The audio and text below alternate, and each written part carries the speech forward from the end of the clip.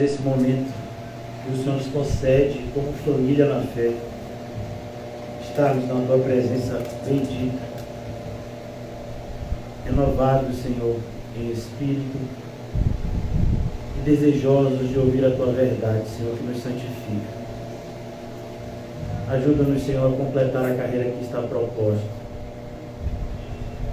Ó Deus, como nos sentimos, e eu falo por mim, Senhor, tentados a ter um comportamento como o do mundo, Senhor, diante de tantas situações que enfrentamos no dia a dia. Mas nos concede graça, Senhor, para que diante de cada tentação e provação, o Santo Espírito nos faça demonstrar, por meio das nossas ações, palavras e pensamentos, que não somos mais do mundo, mas do mundo fomos resgatados de uma vez por todas, por Tua mão poderosa, para sermos Teus filhos e filhas, que viverão para sempre contigo, em alegria indizível, ainda que por um breve tempo, enfrentemos provações e tentações aqui na terra. Ajuda-nos, Senhor, a contemplar a eternidade que está logo ali.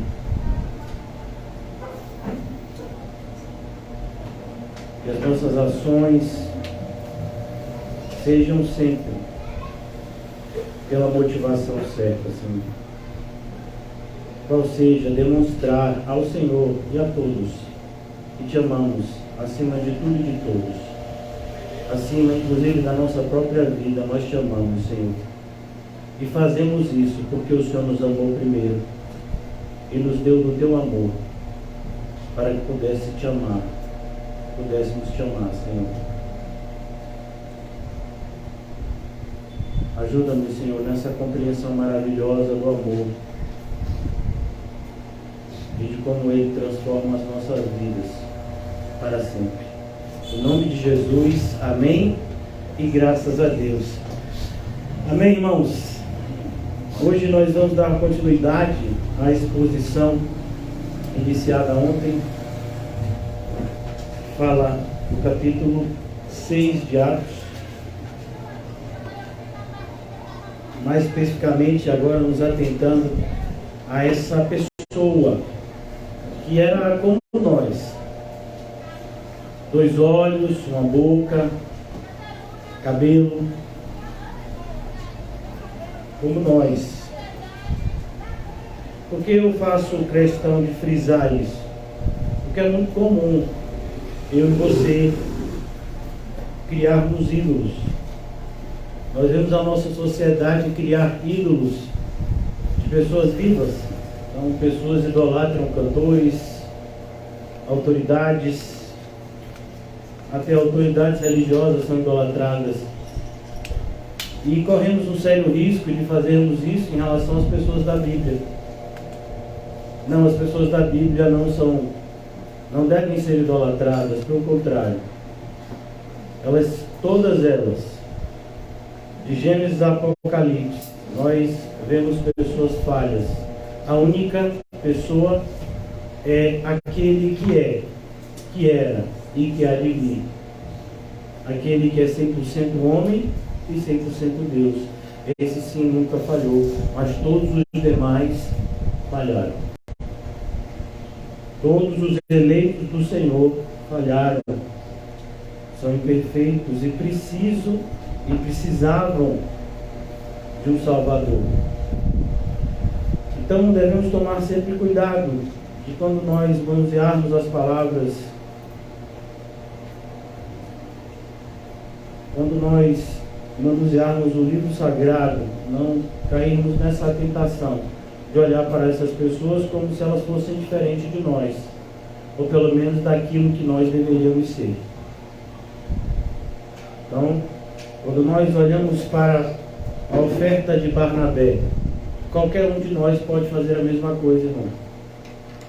Basta a gente ter um campo, ser cheio do Espírito Santo e ter uma vontade imensurável de ver a obra de Deus crescendo. Você pode fazer a mesma coisa. Assim como Estevão, nós também podemos ser Aqui nós aprendemos, mais uma vez eu falo isso, já falei isso muito nessas últimas semanas, que não existe serviço pequeno na igreja. O que existe, na verdade, é um ataque massivo e sistemático do diabo, de todas as pessoas, em todos os lugares, em todas as posições, querendo fama. Então as pessoas buscam fama, elas querem lugares que isso seja mais fácil, né, de ser conquistado. Então por isso que tantas pessoas às vezes querem pregar, ensinar sem o mínimo de aptidão para isso e sem entender o custo disso. Por isso o título da nossa mensagem é semelhança do título de ontem. Eu disse para a irmã Gisele que estava fazendo a filmagem, é o mesmo título de ontem, o preço da verdade. Mais uma vez eu vou explicar. Somos salvos pela graça, não vem de nós, é um dom de Deus. Mas é importante que a gente entenda que na Bíblia, mais especificamente no Novo Testamento, nós aprendemos nos ensinos de Jesus, nos ensinos apostólicos e inclusive no livro de Atos, que falar e mais especificamente pregar a verdade é um alto preço que há de ser pago. Por isso tão poucos homens se atrevem a isso. Uma coisa é você dizer que você é crente, outra coisa é você viver como crente. Outra coisa é você viver como crente fazendo o serviço de crente. Perceba que há uma escada que você vai subindo. Eu gosto muito da colocação de um pastor em relação ao serviço cristão. E eu quero fazer essa colocação a título de introdução no nosso texto de hoje. Abram comigo, por favor, aqueles que puderem, na carta de Paulo aos Hebreus. Pastor, carta de Paulo, sim, até o século passado não se tinha nenhuma dúvida que o apóstolo Paulo era o autor da carta aos Hebreus, mas os teólogos desse século decidiram colocar isso em xeque, então muito se diz que não se sabe o autor dessa carta, porque ele não se apresenta, embora a escrita lembre muito a escrita de Paulo, e muitos dos pais da igreja atribuíam essa carta ao apóstolo. Na carta aos Hebreus, capítulo de número 11, e esse capítulo é também bastante significativo para nós, no sentido de aprender que Deus usa pessoas pequenas como nós. Deus usa pessoas falhas como nós, miseráveis pecadores como nós, desacreditadas como nós, pessoas que o mundo não valoriza. São essas pessoas que Deus gosta de usar. O capítulo 11 nos mostra isso. E aqui eu gosto muito dessa sequência lógica que nós vemos logo no início do capítulo 11, a partir do versículo 4, nós vamos ver 3 exemplos. E eu quero fazer essa colocação só para que a gente entenda o que está sendo ensinado ainda de maneira mais profunda no capítulo 6 de Atos. Preste atenção. Pela fé, Hebreus 11, 4. Pela fé, Abel ofereceu a Deus mais excelente sacrifício do que Caim, pelo qual obteve testemunho de ser justo, tendo a aprovação de Deus quanto às suas ofertas.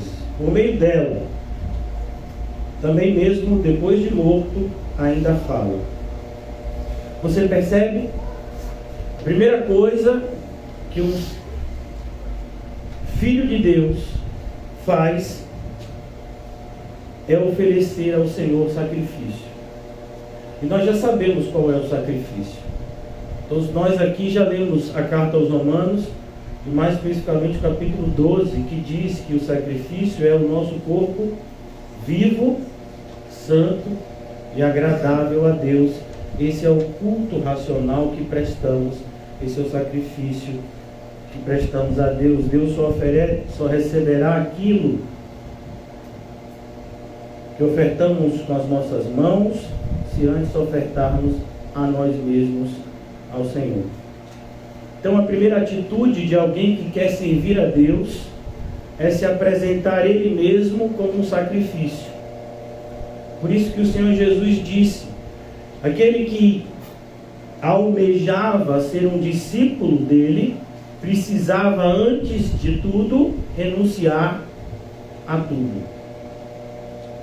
Aquele que não renuncia tudo quanto possui, Lucas 14, não pode ser o meu discípulo. E na sequência lógica que eu quero apresentar a vocês, o segundo passo para que a gente se torne um servo de Deus é a gente andar com Deus. E por mais que isso pareça, assim, algo fácil de se detectar, hoje em dia não é assim. Muitas pessoas querem servir a Deus sem andar com Ele. Porque andar com o Senhor é o que a gente chama de santificação. À medida que a gente anda com o Senhor no caminho nos santifica. Então aqui perceba o segundo passo. Pela fé, Enoque foi trasladado. E trasladado, irmãos, significa, no Antigo Testamento, ele foi arrebatado, sequestrado. Essa ideia de trasladado é a ideia de transportado, para não ver a morte. Enoque teve uma experiência única. Não foi achado porque Deus o trasladara. A ideia é, a morte procurou ele, mas ele não estava mais lá.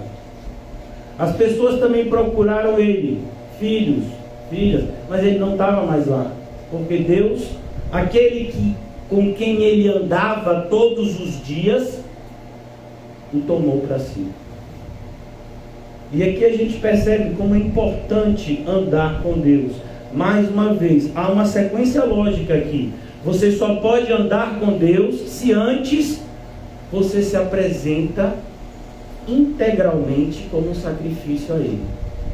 Você entrega a Deus completamente a sua vida, então agora você anda com Ele. E aqui então, esse versículo bastante conhecido, que está aqui nesse contexto para explicar o que aconteceu com Enoque. De fato, sem fé é impossível agradar a Deus. Você entende agora? Que nós não podemos fazer absolutamente nada, principalmente no ambiente da igreja, sem fé. Pastor, eu acho que a gente não vai conseguir isso ou aquilo. Irmão, se Deus diz que a gente consegue, a gente consegue. Mas eu não consigo visualizar isso. Aí já é outro problema. A gente não vive por vista, a gente vive por fé. De fato, sem fé é impossível agradar a Deus, porquanto é necessário. É uma condição sem a qual a gente não consegue. É necessário. Não pode ser alcançado sem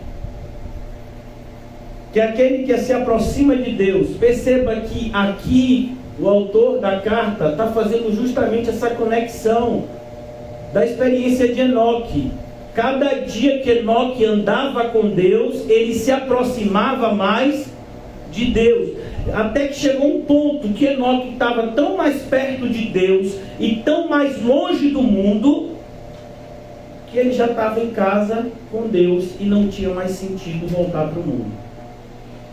Você entende agora? Isso não é um versículo solto, não tem versículos soltos na Bíblia. Às vezes a gente pega o capítulo 6 e simplesmente solta, sem fazer a conexão com o que veio antes, a história de Enoque. Aquele que andava com Deus. Por isso, aquele que se aproxima de Deus, esse é Enoque. A explicação aqui é para Enoque. Aquele que se aproxima de Deus, creia que Ele existe. Então, irmãos, como é que você acha que Enoque andou com Deus? Eu não sei. O que eu sei é que, com certeza, Deus não se materializava. A Bíblia diz que Deus é Espírito. Mas Enoque andava com Deus. Enoque andava com Deus num mundo que foi amaldiçoado pelo pecado, sendo que o seu ancestral, o nosso ancestral, chamado Adão, deixou de andar com Deus no paraíso. Já imaginou isso? Às vezes a gente diz assim, não, mas Adão foi tentado no Éden, né, que seria algo assim parecido com o paraíso, tudo era perfeito, e pecou. Jesus foi tentado no deserto e não pecou, isso é verdade. Mas aqui há uma comparação também, mais assim, do nosso nível. Enoque andou com Deus. E você sabe o que é mais interessante, irmãos? É que quando você lê os primeiros capítulos da Bíblia, mais especificamente o capítulo 5 de Gênesis, eu sei que você e eu, né? Se alguém aqui gosta muito de matemática, Deus é na sua vida, né? Mas assim, eu não sou muito bom com números. Mas se você pegar um papelzinho e começar a anotar a idade dessas pessoas, lá no capítulo 5 de Gênesis, e diz, e Adão teve filhos e viveu tantos anos, e não sei quem teve filhos e viveu tantos anos, você vai perceber que durante um determinado tempo, Adão e Enoque andaram na terra juntos. Olha que coisa interessante. Então, as nossas desculpas para justificar que a gente não pode ser o crente que a gente deveria ser, não cola, irmão. É só a gente ler a Bíblia, que as nossas desculpas se desfazem como papel na água. Então Enoque andou com Deus e ele se aproximou de Deus porque ele acreditava que ele existe. Você acredita que Jesus está aqui nesse lugar? Se não acredita, então por que veio? E se acredita, eu quero ver a reverência, eu quero ver o seu comportamento, eu quero ver o seu tratamento com as demais pessoas. É isso, irmãos, o que fazemos é uma demonstração visível do que cremos.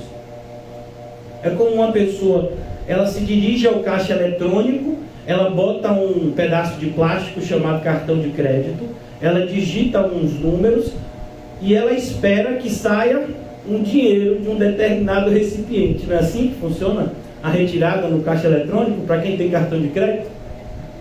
Isso é de débito. Hã? Isso é de débito. De débito. Mas de crédito também faz retirada. Pergunte a Paulinho, ele entende.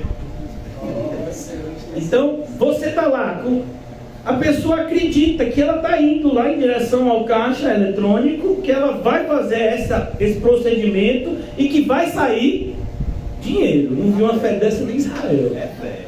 Então a pessoa acredita, ela acha que ela tem algum valor no banco ou ainda algum resquício no limite do cartão. Se a pessoa não tem nem conta corrente e nem cartão, ela vai fazer o que de frente do caixa eletrônico? Vai fazer o quê? Só se ela estiver com más intenções, querendo roubar alguém. Então é a mesma coisa, irmãos. A gente acredita que Deus existe. Porque se a gente acredita que Deus existe, e se a gente acredita que Deus é o nosso Pai, nós fomos feitos filhos de Deus pelo sacrifício de Cristo em nosso lugar, os nossos problemas acabaram. Não que os nossos problemas não existam, mas que os nossos problemas agora não são mais nossos problemas. São problemas que Deus está conosco para resolvê-los. É porquanto é necessário que aquele que se aproxima de Deus creia que Ele existe e que se torna galardoador. A expressão galardoador é aquele que gosta de dar presentes. Tipo vocês.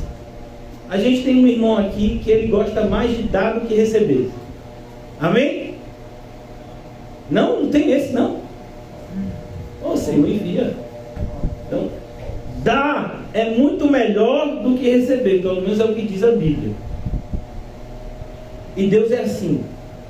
Ele gosta de presentear os seus filhos, os que o buscam. Então, Perceba, primeiro você se oferece a Deus. Segundo, você anda com Deus. E então, em terceiro lugar, você se torna um servo de Deus. É o que vai acontecer agora. Versículo 7. Pela fé, Noé divinamente instruído. Noé como? Foi humanamente instruído. Noé foi lá, fez uma faculdade de engenharia naval e disse: é assim que eu vou construir um barco. Depois ele fez uma faculdade de biologia marinha, biologia aérea, biologia terrestre e foi lá. Não, Noé não fez isso. Ele foi divinamente instruído. Deus dá instrução às pessoas? Dá. Uma das melhores formas de Deus nos instruir é a disciplina. Ele faz isso porque somos seus filhos. Inclusive está mais adiante nessa mesma carta. Pela fé, Noé é divinamente instruído. E eu quero te perguntar: você está aqui hoje divinamente instruído? Às vezes a gente pergunta, Deus fala? A pergunta não deveria ser essa, é: a gente ouve? Que Deus fala, a gente sabe. A Bíblia, inclusive, deixa isso muito claro. Quem tem ouvidos para ouvir, significa que nem todo mundo que está na igreja ouve.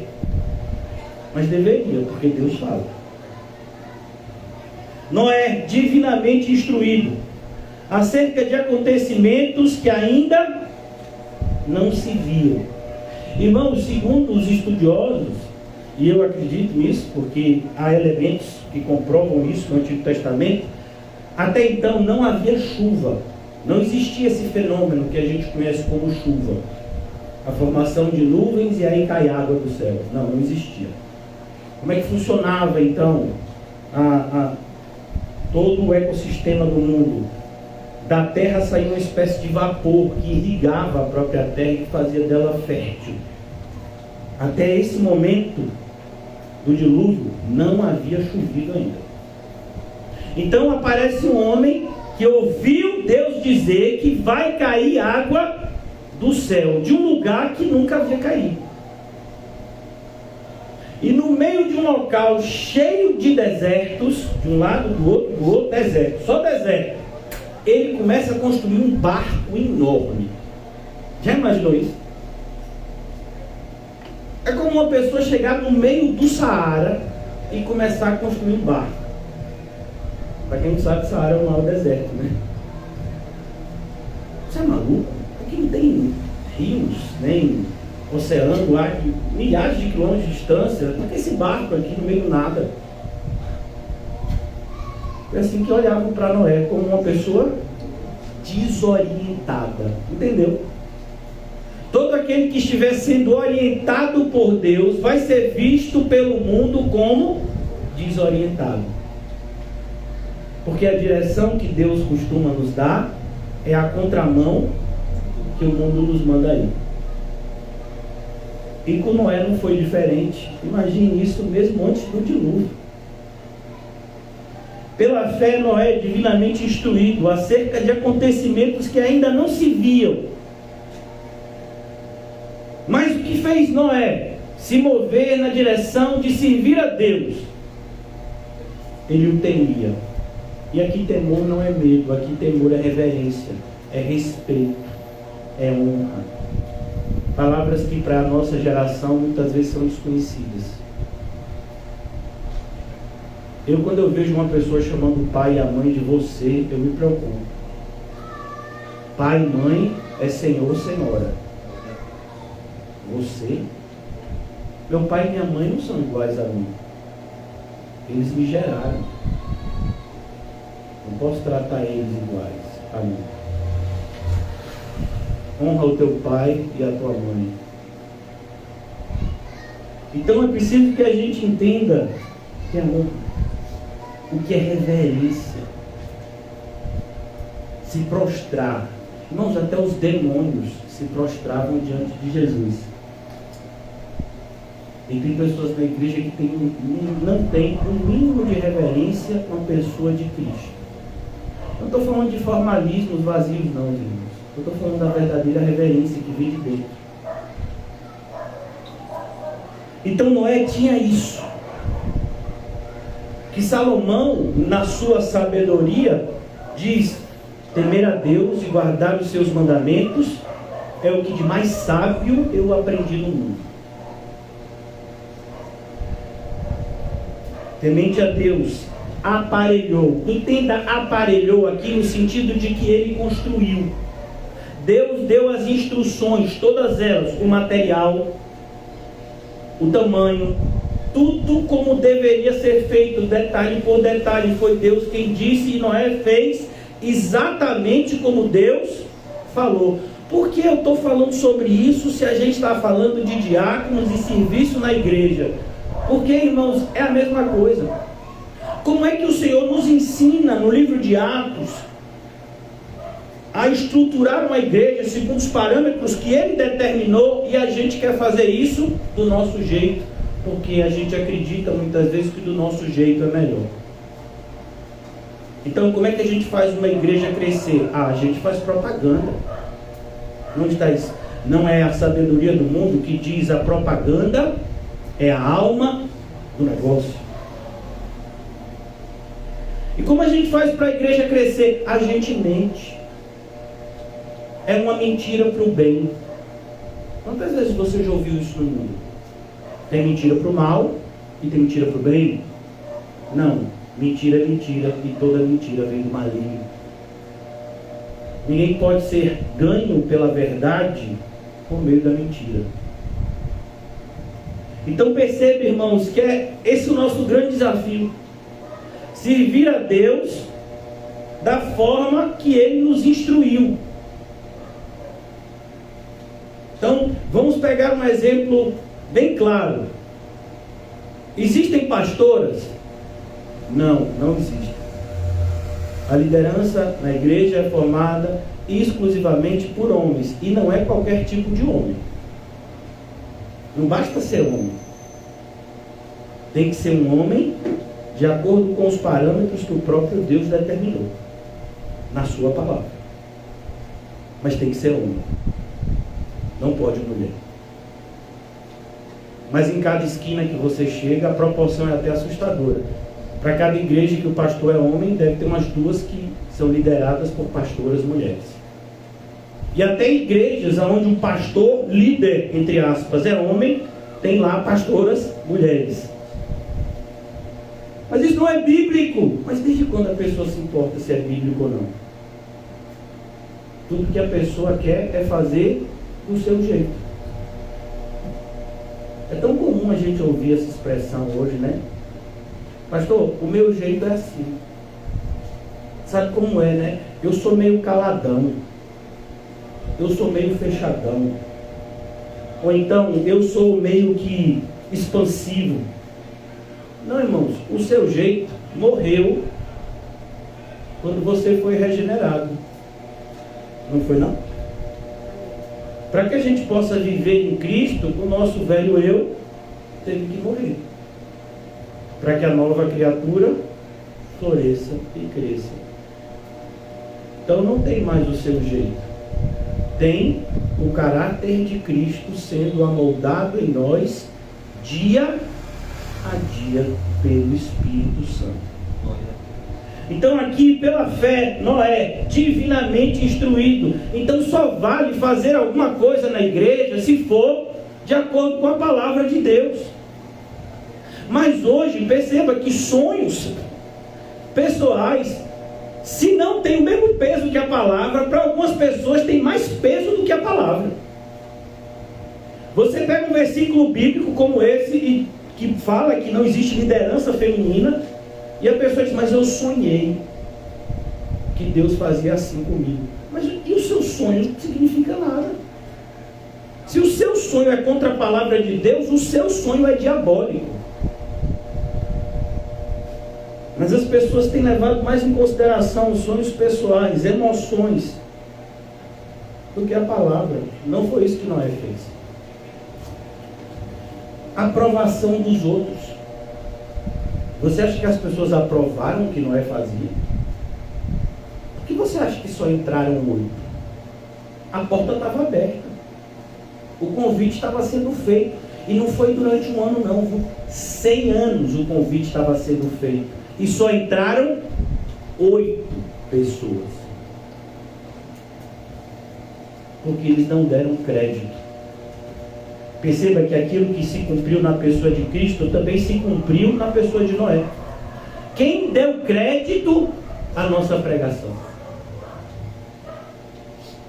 Pela fé, Noé é divinamente instruído acerca de acontecimentos que ainda não se viam, e sendo temente a Deus, olha que coisa linda, temente a Deus, aparelhou uma arca para a salvação de sua casa. Você percebe por que Jesus responde como responde? Quando em um dia em que ele pregava numa casa, batem na porta, sua mãe e seus irmãos, chamando ele para o lado de fora. Isso chega até ele. Sua mãe e seus irmãos e irmãs estão lá do lado de fora, estão te chamando para ir lá. A casa está cheia, eles não conseguem entrar, eles querem que você saia. Qual foi a resposta de Jesus? Vou daqui a pouco? Não. A minha mãe, os meus irmãos e irmãs estão aqui dentro. São aqueles que ouvem e obedecem à voz do meu Pai que está no céu. Esses são minha família. Esse é o sentido de casa aqui. Ele salvou a sua casa. Entenda que salvou a sua casa não é salvou a sua família. E família aqui é família na fé. Essa é a aplicação para nós. Nós oramos para que os nossos entes queridos sejam salvos? Claro, irmãos. Se a gente não fizer isso, a gente tem que desconfiar até do nosso cristianismo. Mas a gente não tem garantia que isso vai acontecer. Pela qual condenou o mundo. A igreja, cada pregação que é feita do verdadeiro evangelho, ele está falando da salvação para os eleitos e da condenação para o mundo. Foi assim que Jesus nos ensinou. Todo aquele que crer será salvo, e quem não crê já está condenado. O mundo já está condenado. Já está. Então não adianta, irmãos, a gente tentar interceder pelo mundo, porque o mundo já está condenado. O que nós devemos fazer é pregar a palavra de Deus com ousadia, para que os eleitos de Deus ouçam a voz de Deus, muitas vezes por meio dos nossos lábios, falhos e fracos, mas que são usados por Deus no seu plano de salvação.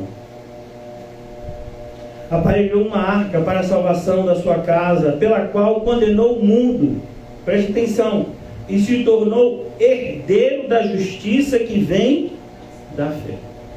Percebeu essa sequência lógica que o autor da carta aos Hebreus nos mostra? Primeiro você adora a Deus, você anda com Deus, e então você serve a Deus. E a sequência é essa mesmo. Você nunca vai conseguir servir a Deus sem adorá-lo antes, sem caminhar com Ele antes. Você nunca vai conseguir andar com Deus se você não o adora.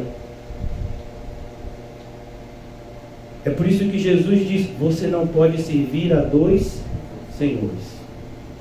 Porque para servir alguém você tem que amá-lo. Porque senão você vai fazer aquilo de mau grado. É como uma pessoa que está na prática de um ofício que não gosta. E aí tudo que ela quer é um emprego melhor para sair daquele emprego que a pessoa acha que é uma tortura. Tem pessoas que veem o cristianismo dessa forma. Vai que de repente aparece uma religião mais tranquila, eu vou para lá. Por que tantas falsas igrejas são criadas para esse público? Que desejam que a porta estreita seja alargada. E então elas acabam entrando pela porta larga. E muitas vezes debaixo de um alto engano, achando que entraram por uma estreita mais alargada. Não, a estreita é estreita e ela não se alarga de forma alguma. Deus não se rende aos nossos caprichos. Preste atenção nisso.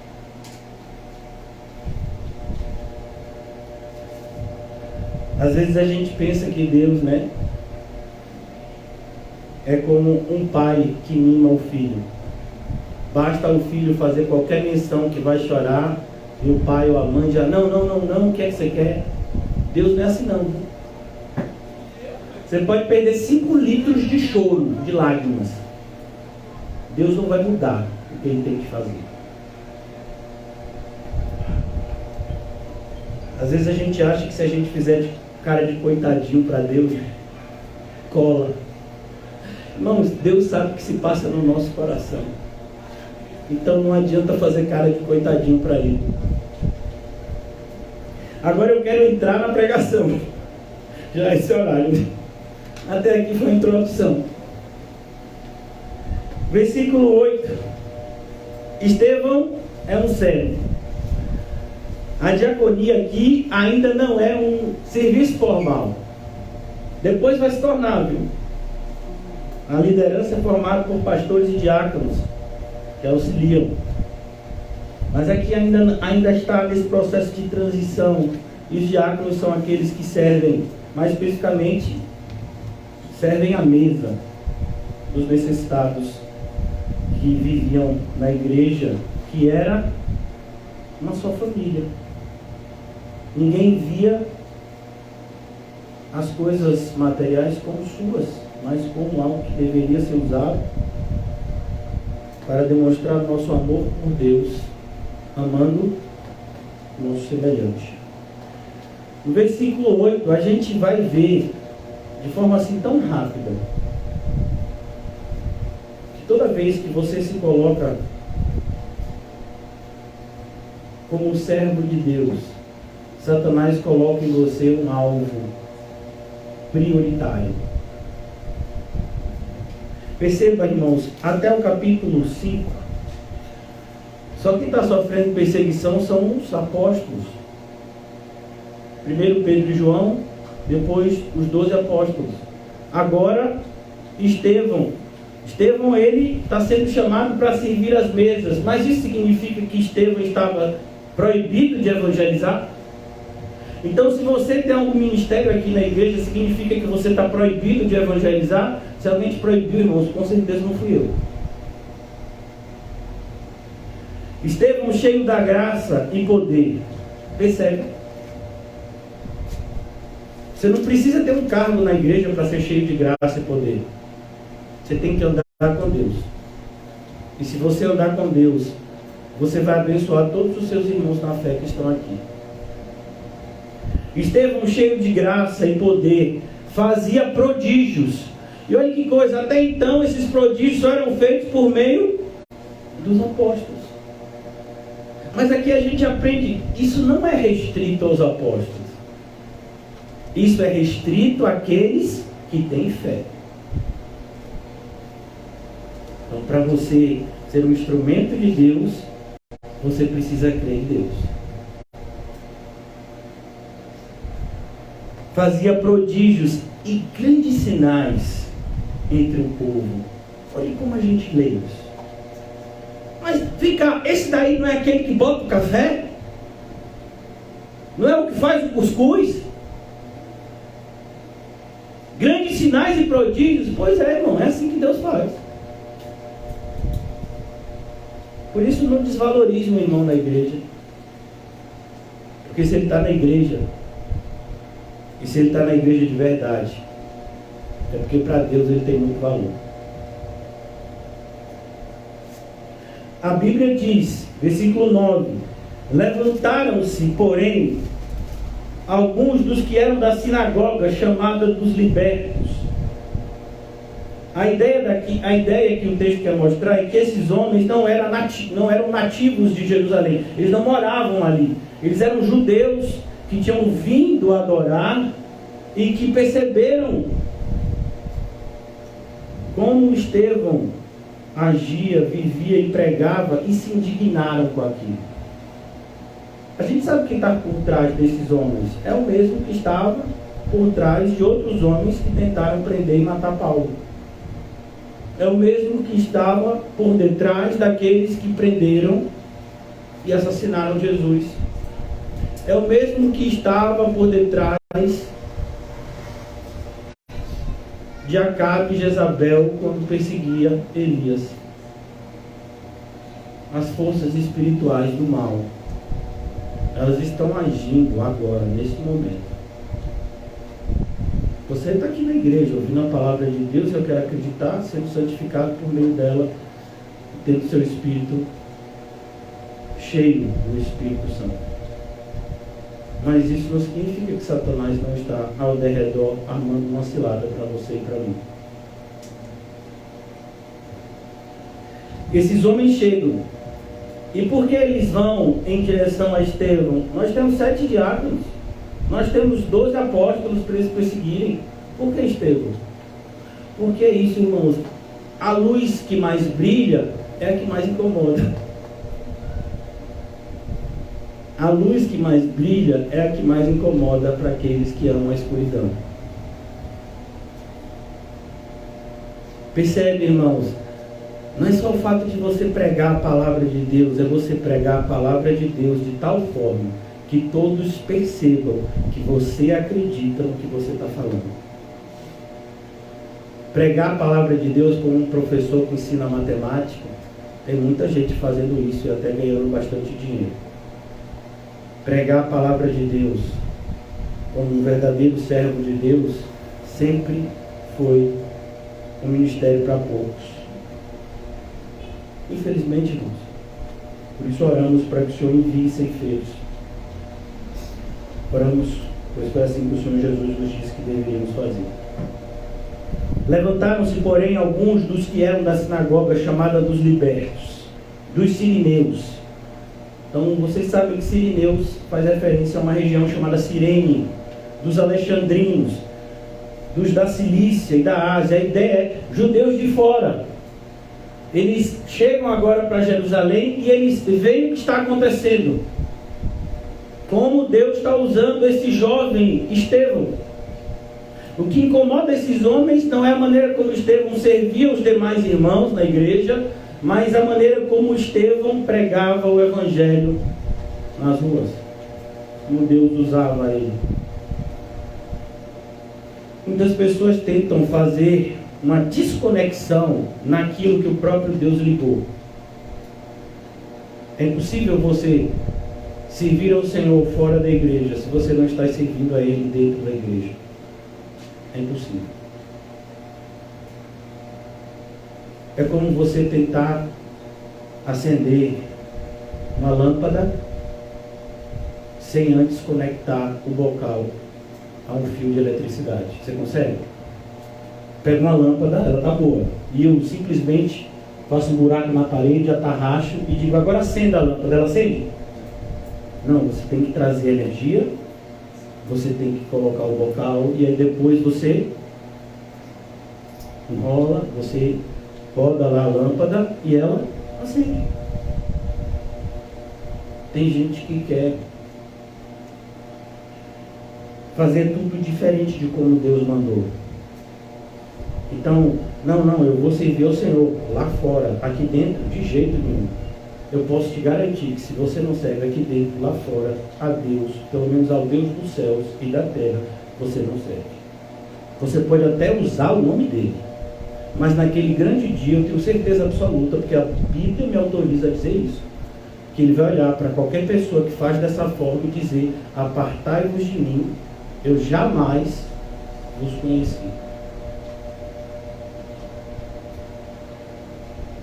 A gente tem vivido esses dias onde as pessoas desprezam a noiva de Cristo. Não é loucura, irmãos? Desprezar a noiva do Cordeiro. Mas tem acontecido. E aqui a gente percebe, o fato de Estevão ser perseguido, irmãos, é por esses dois motivos. Ele serviu ao Senhor dentro da igreja e por isso é que fora da igreja era visto de maneira tão poderosa Cristo nele. Vou dar um exemplo para você. O que aconteceu com Moisés no Antigo Testamento? Vai acontecer com Estevão daqui a pouco, viu? A face dele não ficava brilhando. Por quê? Porque antes de falar com o povo, ele passou horas, dias falando com quem? com Deus. Antes de você servir lá fora, você tem que demonstrar que ama a Deus aqui dentro. Percebeu por que tanta gente detesta a igreja? Porque é isso, irmãos. Há uma força espiritual do mal que trabalha na região do nosso entendimento, que quer que a gente pense de uma forma diferente da Bíblia. E uma vez que ela consegue isso, ela consegue tudo mais. Uma vez que ela consegue convencer você de que a Bíblia não deve ser seguida à risca, agora não tem espaço, não tem limites para o engano que esse mal pode fazer você acreditar. Não precisa se desviar muito da verdade, irmãos, para cometer atrocidades terríveis. Aqui no capítulo 6, essas pessoas olham para Estevão e olha que coisa, versículo 9, e discutiam com Estevão. Perceba, eles discutiam com Estevão. Estevão não discutia com eles. Eles discutiam com Estevão. E a ideia é, eles queriam, de todas as formas, mostrar que Estevão estava falando coisas inverídicas. É como às vezes chega uma pessoa na igreja e começa a falar acerca de um Jesus que não é o que se apresenta nas páginas da Bíblia. E a gente pega a Bíblia, abre e diz, mas foi o próprio Jesus que falou isso e isso. Foi ele que disse isso. Não podiam resistir, versículo 10, à sabedoria e ao Espírito. Perceba, irmãos, não é intelectualidade aqui, é sabedoria. E ao Espírito. E essas duas verdades, essas duas palavras estão sempre interligadas. A sabedoria vem pelo Espírito, e o Espírito nos concede sabedoria. E é por isso que eles não podiam resistir. Por isso, irmãos, que independente da quantidade de pessoas, por mais que elas tenham os seus diplomas de doutores, pós-doutores em teologia, em tudo quanto ia que você imaginar, se você estiver do lado da Bíblia, você vai estar certo.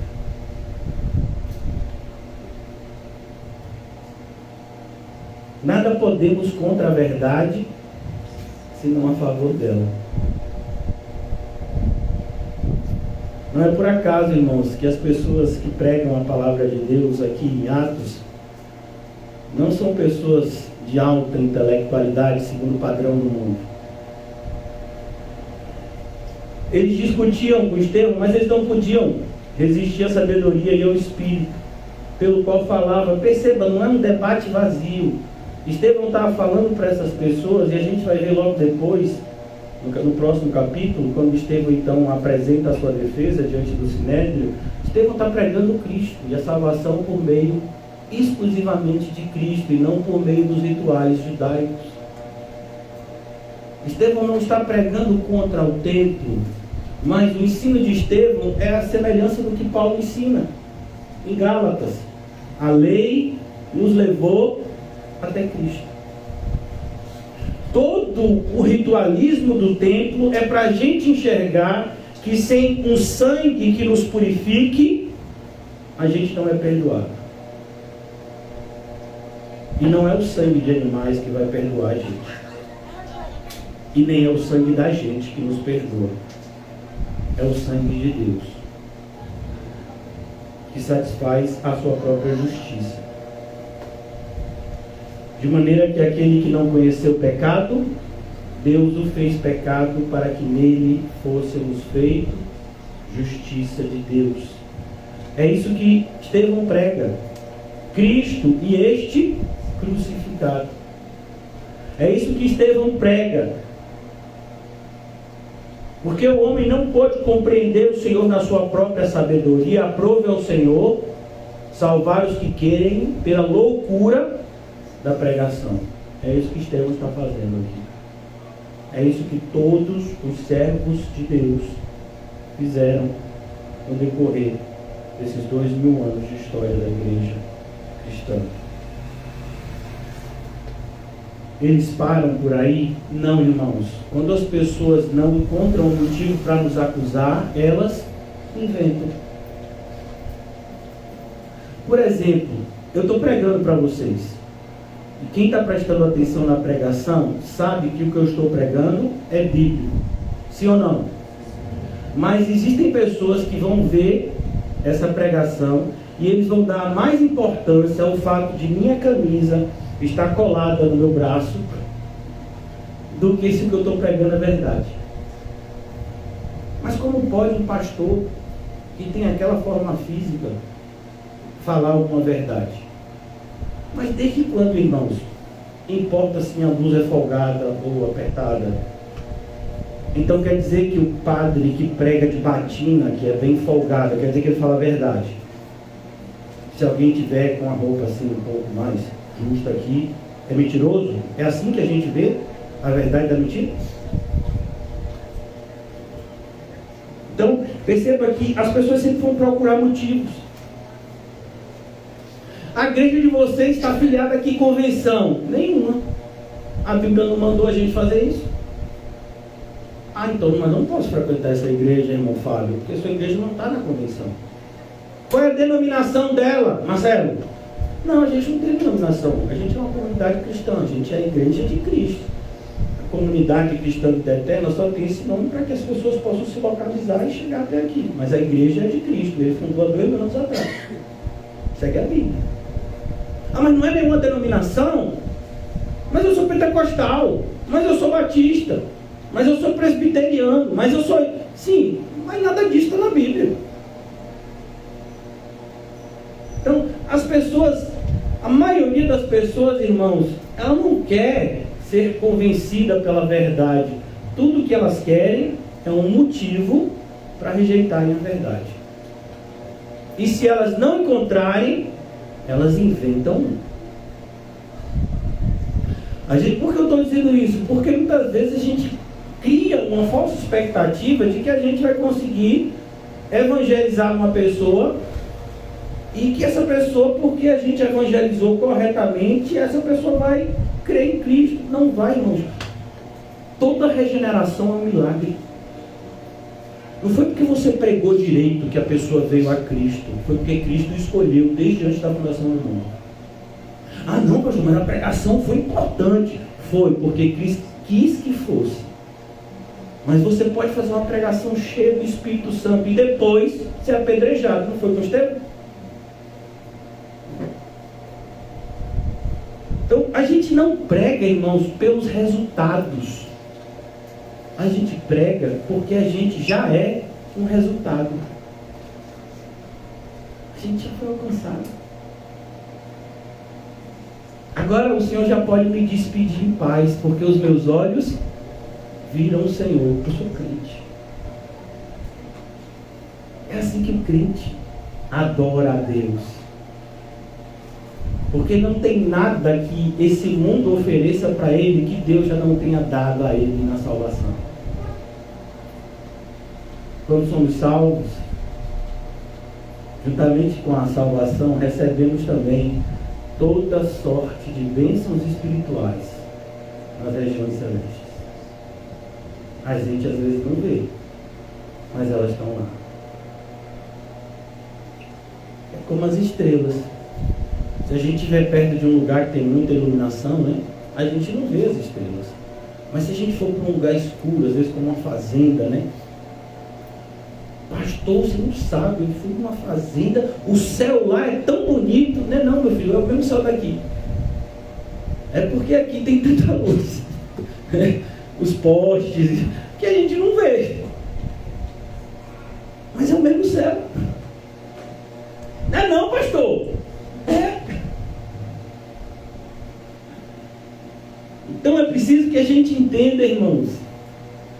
Eu vou lhe dizer isso. E dói. Mas é bom. A nossa vida é boa. Você já ouviu isso? Pastor, o senhor não sabe o que eu tenho enfrentado. Pois é. É exatamente isso. Eu sei o que você tem enfrentado e o que eu tenho enfrentado. E é bem menos do que a gente suportaria. Eu não vou dizer a palavra mereceria, porque a gente não merece nada. Mas o Senhor é tão bom com a gente, irmãos, que Ele não nos coloca num patamar em que a gente não possa suportar. É como, por exemplo, você está subindo no elevador e está lá, máximo 400 quilos. Você não vai tentar o elevador. Chegou, você fez os cálculos, o irmão não pode mentir. Às vezes entra 4 irmãos, não, eu só peso 50 de cada lado. Eles esqueceram de dizer isso. É o meu caso. Então, 50. Então, se é 50, 400, cabe uns 8 aqui. Vamos botar 7 para ficar sobrando 50. E de repente, meu filho, entrou os 7, mas eles não pesam 50, eles pesam muito mais. O elevador não sai do lugar. Deus sabe fazer cálculos. A gente não, mas Ele sabe. Por que eu estou dizendo isso para você? Irmãos, isso é constatado até pela sabedoria humana, que é infinitamente inferior à sabedoria de Deus. Mas até as pessoas que não creem em Deus, nos seus estudos acerca dos seres humanos, por comparação, como a Bíblia diz, o homem conhece aquilo que é do homem. Quando uma pessoa diz, eu não aguento mais, ela ainda aguenta metade, fazer mais metade do que ela diz que não aguenta. Deixa eu dar um exemplo. É como se você tivesse caminhado 5 quilômetros e você diz, eu não aguento mais. Quando você diz, eu não aguento mais, o seu corpo ainda aguentaria no mínimo mais 5. Mas é porque você diz, não aguento mais, porque é um sentimento de autopreservação. Porque você está lá, não, a cada 1 quilômetro que eu for para lá, eu vou ter que voltar 1. Eu estou aqui, mas assim, eu não quero ir no meu limite, porque no meu limite eu posso desmaiar. Isso, irmãos, não é a sabedoria de Deus ainda não, é a sabedoria até do próprio homem. A gente desiste muito fácil. Basta uma pedra no caminho e a gente amaldiçoa o caminho. Custa tirar a pedra e andar? A gente é assim, irmãos. A gente é assim. Mas pela graça, nós não somos mais assim. Não deveríamos ser mais assim. Somos uma nova criatura. Então, versículo 11, eu quero já concluir por conta do horário. Subornaram homens que dissessem, temos ouvido este homem proferir blasfêmia ou blasfêmias contra Moisés e contra Deus. Percebe?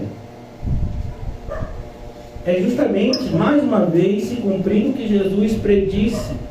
Bem-aventurados são aqueles que por causa do meu nome são caluniados, difamados e sofrem acusações mentirosas, como os profetas antes de vocês.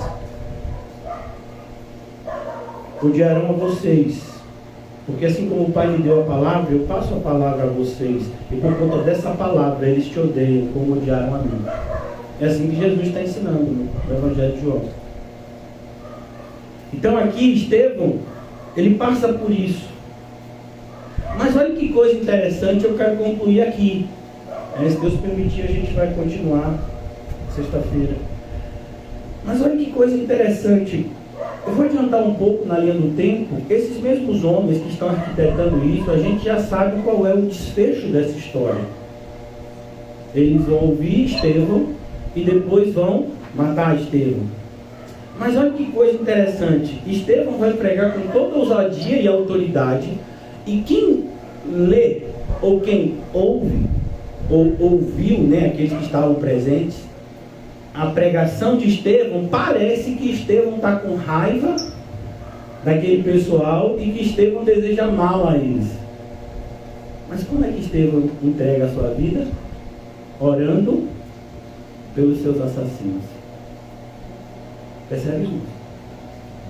Que o verdadeiro amor, muitas vezes a gente não reconhece. Porque a gente está tão acostumado com a hipocrisia e com a mentira. E quando o verdadeiro amor chega, a gente pensa que é ódio. Quando a gente lê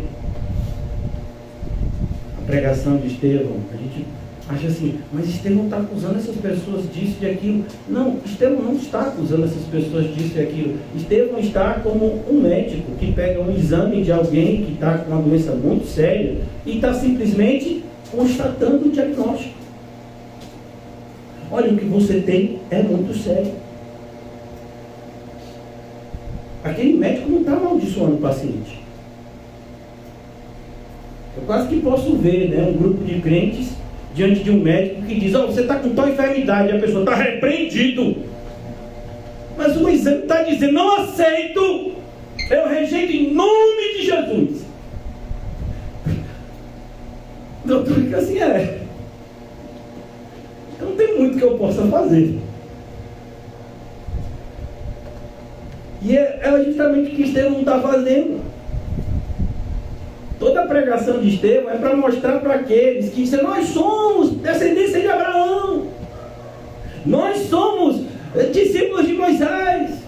E aí Estevão vai de Abraão, Moisés, explicando tudo, até chegar em Cristo, mostrando que aquele povo estava enganado e estavam se enganando mutuamente. Porque um dos grandes problemas daquela pessoa que está enganada, irmãos, é porque ela vai enganar outros. Quando você acredita numa mentira, você vai passar essa mentira adiante. E a sua condenação vai ser maior ainda. Pelo menos é o que ensina a Bíblia. Esse é um dos grandes problemas do engano. Eles subornaram homens que dissessem, temos ouvido este homem proferir blasfêmias contra Moisés e contra Deus. Olha, irmãos, eu quero fazer uma observação aqui interessante. Eles colocaram a mão no bolso para comprar testemunhas falsas. Você entende isso? E a gente não coloca a mão no bolso para ajudar alguém a pregar a verdade. Você entende isso? Essa é a comparação aqui. Os servos das trevas cumprem o seu papel. E os servos da luz, onde estão?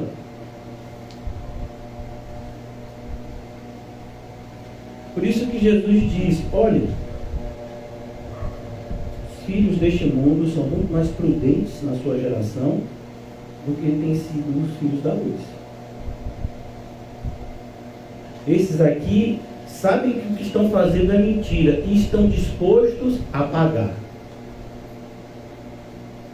E antes que você saia aí dizendo que eu sou o pregador da teologia da prosperidade, que está pedindo dinheiro, não, a gente já ensinou aqui que qualquer dinheiro que não venha por amor é amaldiçoado. Só para você entender. Ananias e Safira a gente já estudou. Mas se você não tem um desejo de contribuir na expansão do Evangelho, é porque você ainda não foi alcançado por este Evangelho. Você entende isso? Você tem que entender. Quando o apóstolo Paulo fala, eu faço de tudo para com todos, para se possível salvar alguns, isso não é um sentimento de Paulo, isso é um sentimento de todo cristão, que é alcançado pela graça de Deus, como o apóstolo Paulo foi. Nem todos vão pregar publicamente, nem todos vão viajar para determinados lugares e falar com determinadas pessoas, mas todos temos a oportunidade de contribuir para que o evangelismo ocorra. Eu vou dar um exemplo,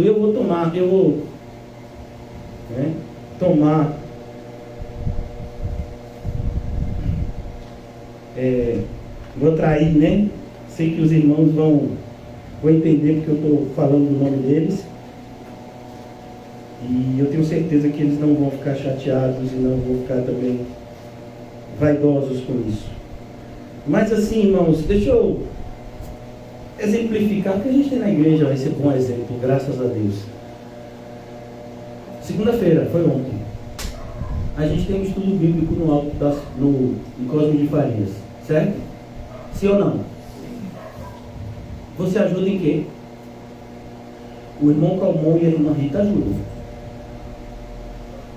Você acha que os irmãos são ricos? Depois você vai conversar com eles. E você vai ver que eles não são. São pessoas que têm uma vida extremamente limitada do ponto de vista financeiro. Mas eu sou uma testemunha viva da alegria do que somos recepcionados cada segunda-feira que a gente chega lá. Como é que a gente vai falar de evangelismo se a gente não vê esse tipo de sentimento crescer no nosso meio? Se a gente não vê nem os irmãos indo ouvir a palavra e convidando a outros para ouvir a palavra lá. Deus já colocou aqui um braço de evangelismo para a gente lá em Costa de Farias. Nós fomos divinamente inspirados para estar lá. Eu não tenho nenhuma dúvida e tenho certeza que o irmão e a irmã também não. Vocês têm, porque se tem, vão orar. E se não tem, por que não estão ajudando? Porque é só o irmão e a irmã. Eu tenho certeza que eles fazem isso com a maior alegria. A gente vê isso. E é um prazer estar lá toda segunda-feira. Sentir a presença de Deus naquele lugar. Que é uma associação de moradores. Mas a maneira como somos tratados naquele lugar, a maneira como nós nos sentimos amados naquele lugar, é o que a Bíblia ensina. Isso é evangelismo. Mas como você quer abrir o evangelismo ali e acolá, se o que Deus colocou na sua igreja divinamente instruída, você não contribui, não ajuda, não se preocupa? Eu tenho certeza que a vida dos irmãos que ajudam só é abençoada. Ninguém perde nada servindo a Deus, só ganha. Mas muitas pessoas têm perdido a oportunidade de serem participantes da obra, por puro capricho, vaidade. Por que é lá? Por que não é na minha casa? Por que é lá? Por que não é no meu bairro? Ô irmão, vá falar com Deus. Fale com o mesmo Deus que mandou Noé construir uma arca quando nem chovia. Fale com Ele. Fale com esse Deus. A gente tem a oportunidade, todas as ferramentas estão aqui, disponíveis a gente. E não tem nenhum coitadinho, nenhuma coitadinha aqui, irmãos. Ah, mas somos poucas pessoas. Não somos poucas, não. Tem mais de 2? Então a gente é muito. É preciso, irmãos, que a gente entenda. Um dia, essa vida que a gente vive aqui vai chegar ao fim. E se de fato você e eu acreditamos nesse livro aqui, a vida que você está vivendo hoje é uma evidência para onde você vai quando a nossa história aqui acabar. Naquele grande dia eu vou ser uma testemunha desses 2 irmãos. Eu nunca tive a oportunidade de agradecer aos 2. Nunca tive. E Deus me deu hoje essa oportunidade que eu nem planejei. Por que eu estou falando isso, irmãos? Para que a gente veja que essas pessoas da Bíblia somos nós. E nós temos que ser como essas pessoas da Bíblia. É o mesmo Espírito. Muitas vezes a diferença é porque nós não estamos olhando na direção certa. Nós estamos olhando demais para as coisas do mundo. E não estamos percebendo o valor das coisas do alto.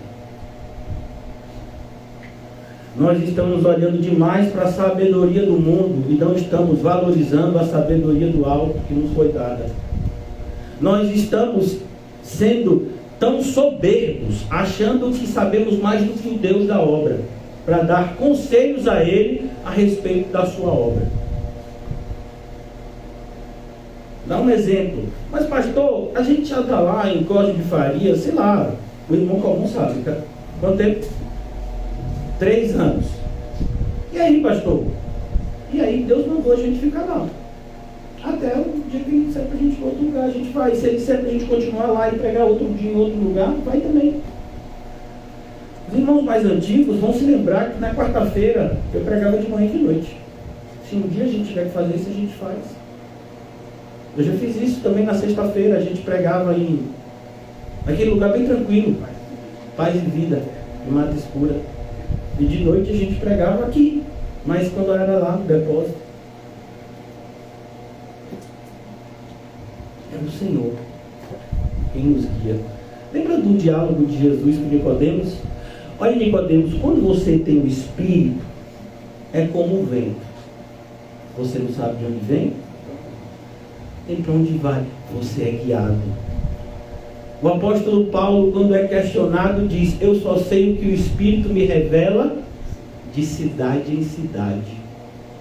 A gente olha para a história de Abraão e é a mesma coisa. Abraão não sai de Ur dos Caldeus sabendo que Deus quer levar ele lá para Canaã. Não. É de parada em parada que Deus vai dizendo: é por aqui. É por aqui. E ele chega lá, é aqui em Canaã. Quando chega lá, imagina, a pessoa que vive da pecuária, cheia de bicho, para ter que dar água e pasto, e tudo que ele encontra é o quê? Um deserto. Aí o que ele faz? Tem uma atitude muito sábia do ponto de vista do mundo. Vai para o Egito, onde tem o rio Nilo. E tudo que ele encontra no Egito é o quê? Confusão e problema. Se a gente ficar no lugar que Deus nos coloca, Deus cuida da gente. Até o período em que o povo ficou no deserto, depois da libertação do Egito, ninguém tinha ouvido falar. A gente já ouviu falar de água que desce do céu, não foi? Na época do dilúvio. É o que a gente chama de chuva, amém? Que existe até hoje. Mas a gente já viu comida caindo do céu. Tem até um desenho animado chovendo hambúrguer, mas aqui não existe desenho animado. Então, a gente está aqui no deserto, e agora? Tem que voltar para o Egito se a gente quiser comer. Não, pode ficar. Aí eles acordam de manhã, tem o quê? Comida, é só catar e fazer.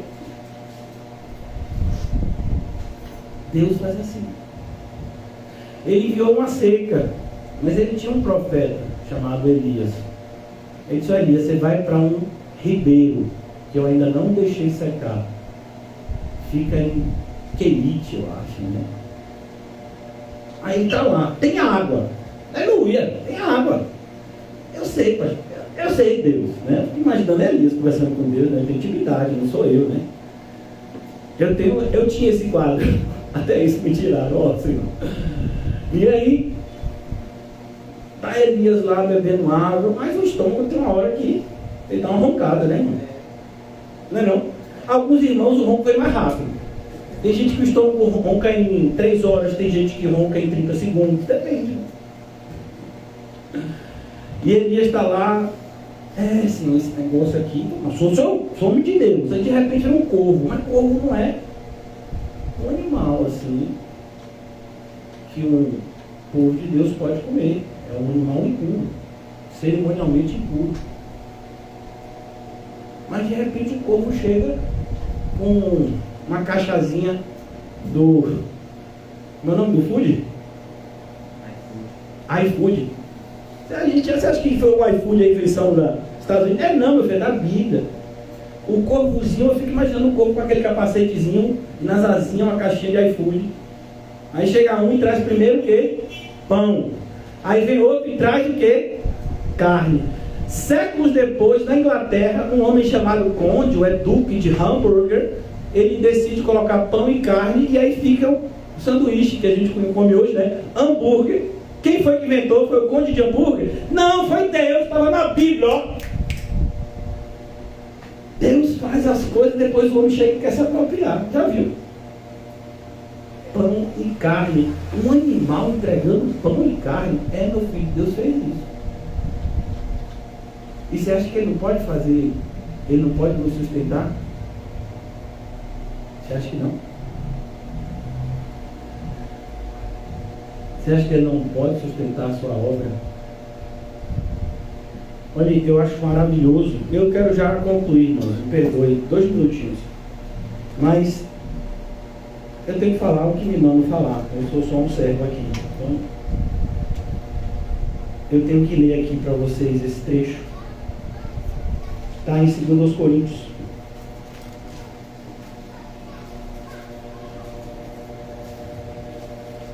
Segundo os Coríntios, capítulo 9, versículo 6. Amém? Eu só vou ler, não vou expor muito não, só uns 30 minutos, brincadeira. Isto afirmo, aquele que semeia pouco, pouco também ceifará. Ô irmão, quem está dizendo isso é Deus? Sim ou não? Sim ou não? Por que a gente não leva isso a sério? Porque às vezes a gente acha que semear muito é ruim. Até o ponto de dizer que quem semeia muito é irresponsável, está esquecendo dos seus. Aquele que semeia pouco, pouco também ceifará. O que semeia com fartura, com abundância, também ceifará. Cada um contribua segundo tiver proposto no coração. Percebeu o que eu falei a vocês do sacrifício de Abel? Não foram simplesmente as melhores partes dos melhores animais que ele ofereceu ao Senhor. Não, ele ofereceu a si mesmo, antes de qualquer coisa.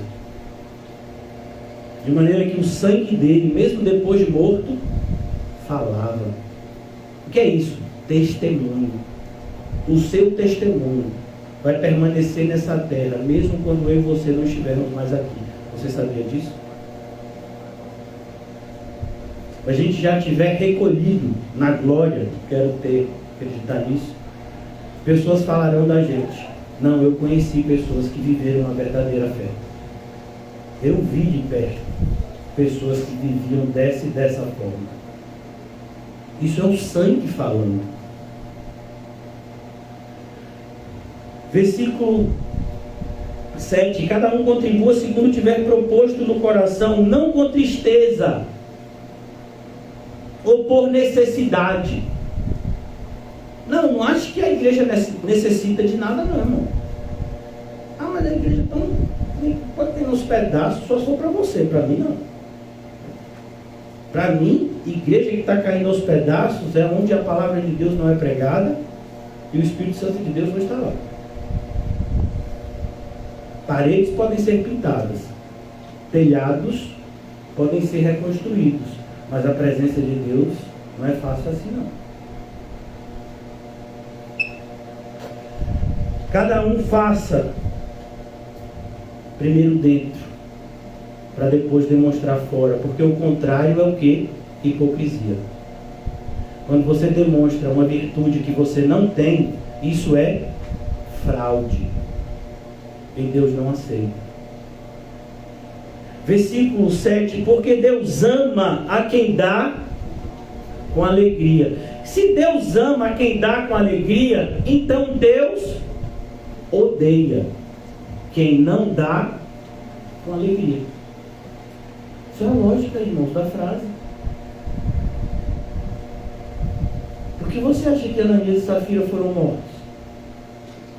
Por que você acha que Pedro disse, você deixou, Ananias, Satanás encheu o seu coração a ponto de você mentir ao Espírito Santo? Versículo 8. Deus pode fazer-vos abundar em toda a graça. Você percebe, irmãos, que aqueles que são generosos, eles sabem que Deus é poderoso para continuar sustentando a eles. E é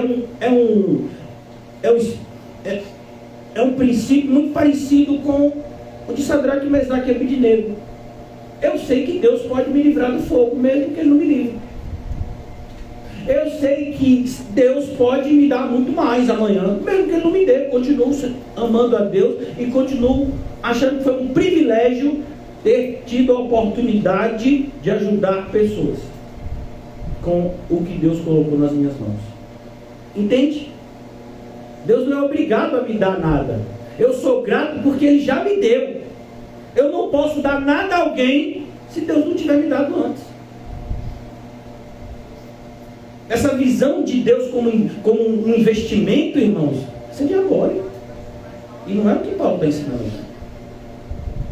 que Paulo está ensinando é uma vida de fé, é uma vida de confiança, é uma vida de entendimento que Deus é bom.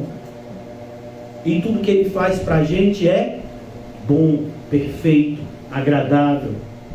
Paulo passou fome, nudez, frio, bom, perfeito e agradável, porque até nas cadeias que Paulo sofreu, o nome de Deus era glorificado e o nome de Cristo salvava pessoas. Deus pode fazer-vos abundar em toda graça, a fim de que, tendo sempre em tudo ampla suficiência, superabundeis em toda boa obra. Está vendo? Como está escrito, distribuiu, deu aos pobres, a sua justiça permanece para sempre. Ora, aquele que dá semente ao que semeia. Então, se alguém tem alguma coisa para semear, foi porque Deus deu antes. Se você tem alguma aptidão para desempenhar algum tipo de profissão, é graças a Deus. E só a Ele. Até o seu esforço é graças a Ele.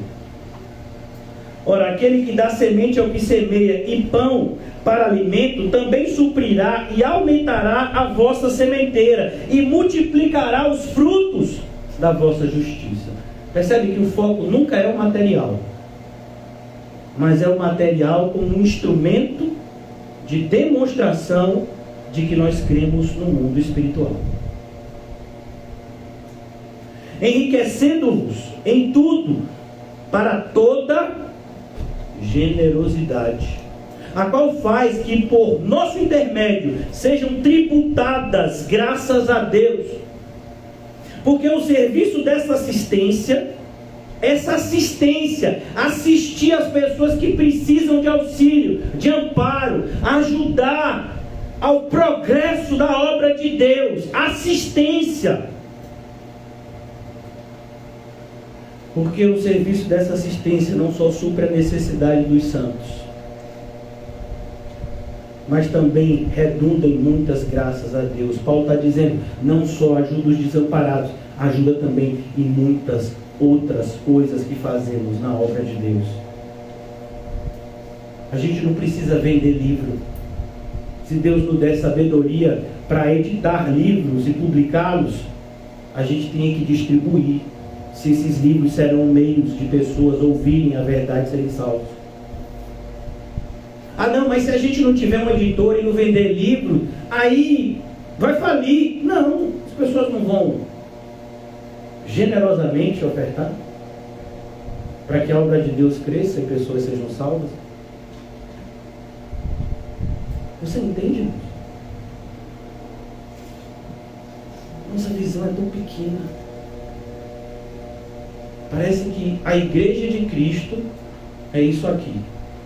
Não, a igreja de Cristo não é isso aqui não.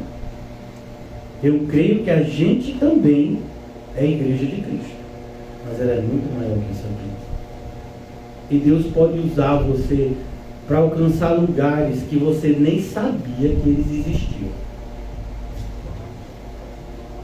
Ele é poderoso para fazer muito mais do que pedimos ou pensamos. Então ele diz, olhe, visto como a prova desta ministração, e a palavra ministração é serviço, glorificam a Deus pela obediência da vossa confissão quanto ao Evangelho de Cristo. Porque uma coisa é dizer que crê no Evangelho de Cristo, outra coisa é quando o Evangelho de Cristo fala do nosso bolso. e de como devemos nos relacionar com Ele. E pela liberalidade, preste atenção na palavra, liberalidade, com que contribuís para eles e para todos, enquanto oram eles a vosso favor. Não é bonito isso? Isso daqui não é uma troca de favores, não, irmãos. Isso é a igreja de Cristo, o organismo vivo. Deus permitiu que algumas pessoas tivessem mais. Elas ajudam essas que têm menos. Essas que têm mais ajudam, inclusive, na propagação do Evangelho. E as pessoas que são alcançadas agradecem a Deus e as próprias pessoas que são instrumentos de Deus. Enquanto oram eles a vosso favor. Você já sentiu que alguém está orando por você? Eu já. Inclusive já senti também quando estavam orando, salve e leva. Mas é maravilhoso quando você sabe que tem irmãos e irmãs que estão orando por você. É como quando você vai levar um peso e chega outra pessoa e pega junto e diz, não, a gente vai carregar junto. Agora é metade do peso. Aí de repente chega mais 2 irmãos. Não, agora é 1/4 do peso.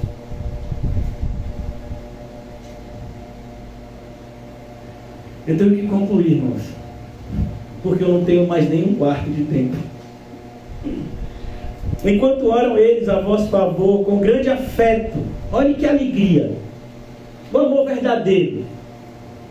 Quando uma pessoa, sabe, se sente abençoada por Deus, abençoada pelas pessoas que vêm até Ele, por uma ordenança divina, isso gera afeto, amor de irmão para com irmão.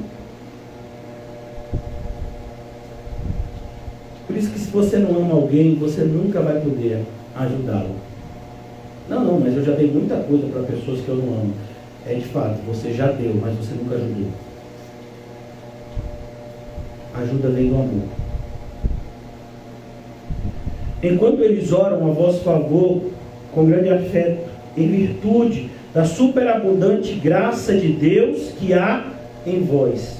E aí Paulo termina com esse louvor.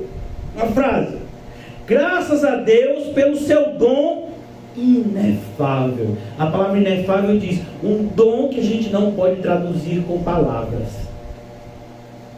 E olha que tem vocabulário para isso. Por quê, irmãos? Porque quando um cristão consegue vencer com a graça de Deus o domínio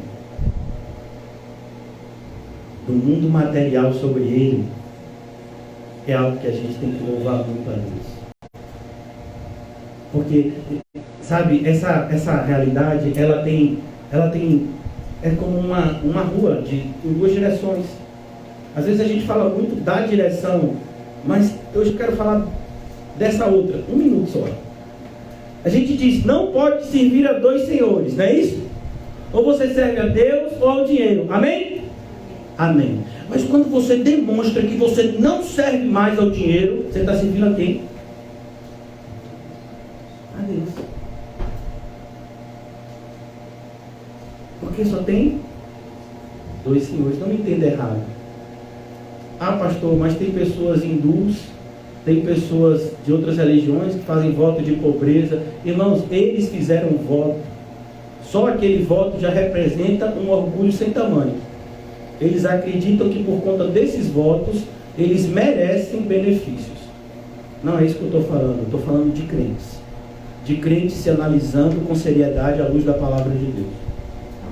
Então, quando nós, como cristãos, vemos que o dinheiro não mais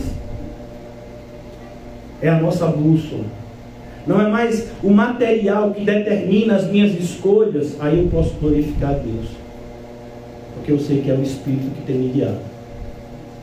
Glória a Deus pelo seu dom inefável. Eu não sirvo mais ao material como eu servia antes. Agora eu sirvo ao Deus invisível, que é totalmente visível na pessoa de Cristo. Glória a Deus pelo seu dom inefável. Essa é a vida de Estevão. Como a de Abel, foi curta. Mas foi curta para você e para mim. Para Deus não. Deus não mede o tempo como a gente. Deus só vê fidelidade e rebeldia. O que será que Ele tem visto em nós? Vamos orar. Obrigado, Senhor, por esse privilégio de ouvir nessa noite. Nós podemos viver de tal forma que te agrade, Senhor.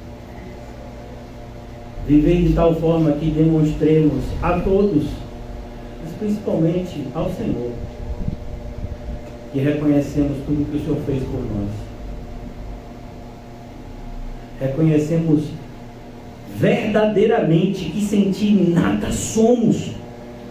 Meu Deus, como às vezes é fácil falar, sem ti nada somos. E aí daqui a pouco a gente volta e começa a se achar. Que não aconteça isso com a gente, Senhor. Mas que a verdadeira humildade seja uma marca que nunca se apaga nas nossas vidas, Senhor. E que debaixo dessa verdadeira humildade possamos encontrar a alegria de sermos contados como teus servos.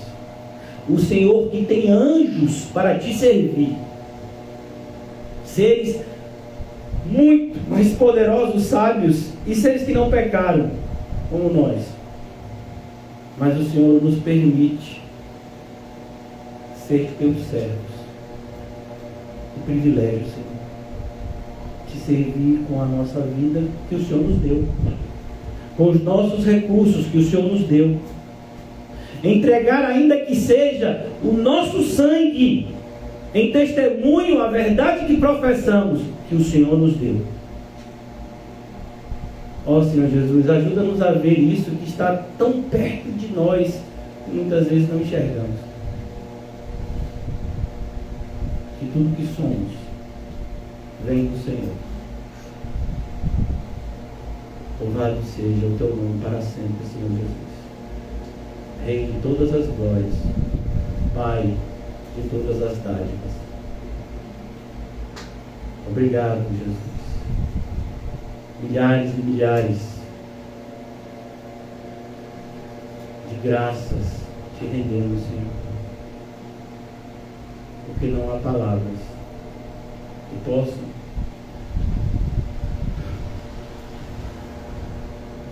explicar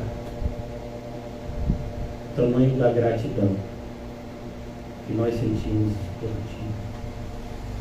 Diante de tudo que a tua palavra nos revela, que o Senhor fez e faz por cada um de nós, imerecidamente. Obrigado, Senhor Jesus. Louvado seja o teu nome, agora e para sempre. Amém e graças a Deus. E se você é um filho de Deus, como eu acredito que você é, saia daqui com uma alegria imensurável e tenha uma noite maravilhosa nos braços do nosso Pai. Amém.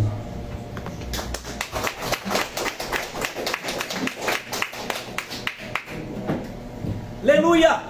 Aleluia, Senhor.